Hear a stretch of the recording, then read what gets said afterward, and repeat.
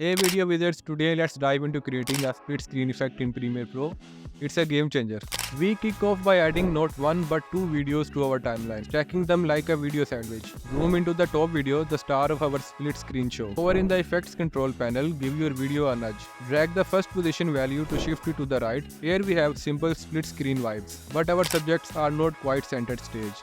Let's fix that. Meet the crop effect, drag it onto the top video. Now in effects control, play with the left or right crop values to frame your video just right. Now repeat the process for our second video. Select the bottom one, tweak its position until it looks splendid. What if we want a snazzy line between our split screen? That's easy. Grab the pen tool from the toolbar.